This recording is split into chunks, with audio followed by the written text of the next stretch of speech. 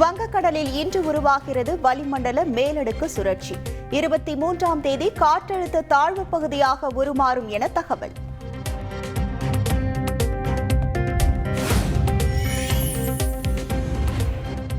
தமிழகத்தில் வருகிற 26 மற்றும் 27ஆம் தேதிகளில் மிக கனமழைக்கு வாய்ப்பு. இந்திய வானிலை ஆய்வு மையம் தகவல்.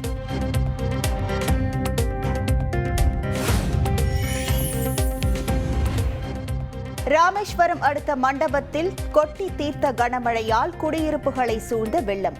அத்தியாவசிய பொருட்கள் கூட வாங்க வெளியே வர முடியாமல் மக்கள் தவிப்பு.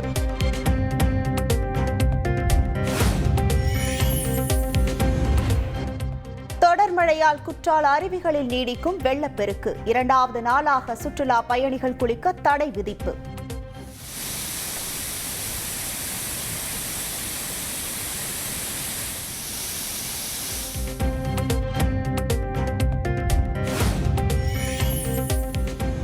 தூத்துக்குடி மாவட்டம் திருச்செந்தூரில் 3வது நாளாக கனமழை.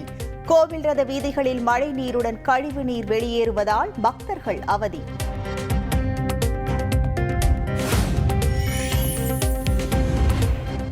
நாகையில் கொட்டி தீர்த்த கனமழையால் பயிர்கள் சேதம். அறுவடைக்கு தயாராக இருந்த 1000 ஏக்கர் குறுவை நெற்பயிர்கள் வயலில் சாய்ந்தது.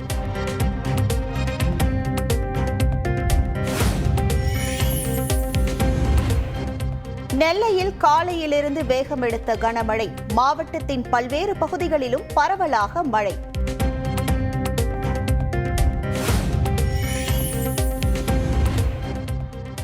தொடரும் வெள்ளப்பெருக்கால் ஆர்ப்பரித்து கொட்டும் கும்பகரை அருவி. 4வது நாளாக சுற்றுலா பயணிகள் குளிக்க தடை விதித்தது வனத்துறை.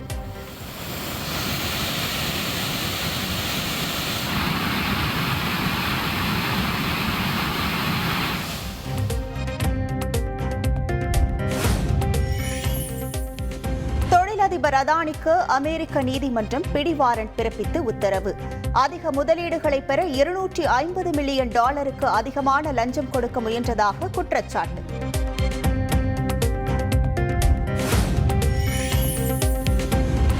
தலைநகர் டெல்லியில் காற்றின் தரம் மேம்பாடு அடைந்துள்ளதாக தகவல். வாகனங்களின் எண்ணிக்கை கணிசமாக குறைந்ததால் காற்றின் தரத்தில் முன்னேற்றம்.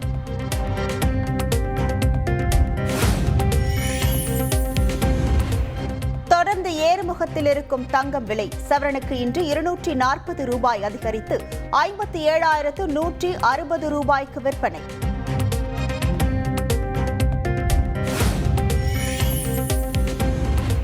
நீங்கள் நலமா திட்டம் குறித்து முதலமைச்சர் ஸ்டாலின் இன்று ஆய்வு. ஆய்வின் போது பொதுமக்களுடன் தொலைபேசியில் உரையாடுவார் என தகவல்.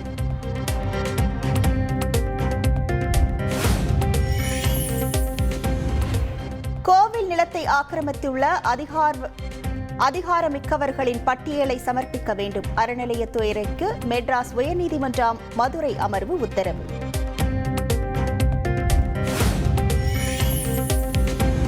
நடிகர் தனுஷ், ஐஸ்வர்யா ரஜினிகாந்த் பரஸ்பரம் விவாகரத்து கோரிய வழக்கு. குடும்ப நல நீதிமன்றத்தில் ஐஸ்வர்யா ரஜினிகாந்த் ஆஜர்.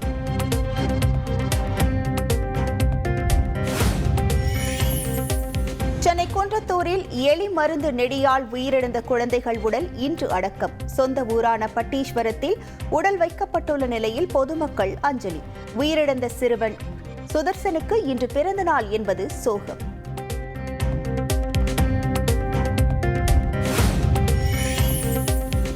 தஞ்சை அருகே பள்ளி வளாகத்தில் நிகழ்ந்த ஆசிரியை கொலை தொடர்பாக தேசிய மனித உரிமை ஆணையத்தில் புகார்.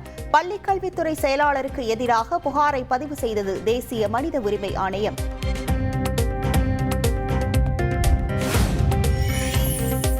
வேலூர் அருகே மாமனார் வீட்டிலேயே இருந்து கொண்டு கைவரிசை காட்டிய மருமகன். 57 சவரன் நகை திருடியதாக கூட்டாளியுடன் கைது.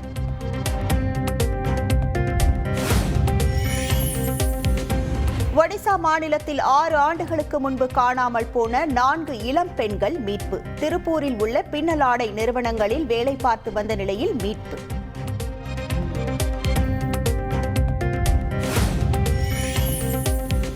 சபரிமலையில் படி பூஜைக்கு 2039ஆம் ஆண்டு வரை முன்பதிவு. படி பூஜைக்காக 1,37,900 ரூபாய் வசூலிக்கிறது தேவசம் போர்டு.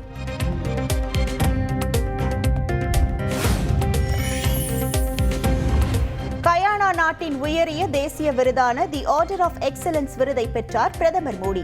கயானா அதிபர் முகமது இஃப்ரான் அலி பிரதமர் மோடிக்கு விருது வழங்கி கௌரவிப்பு.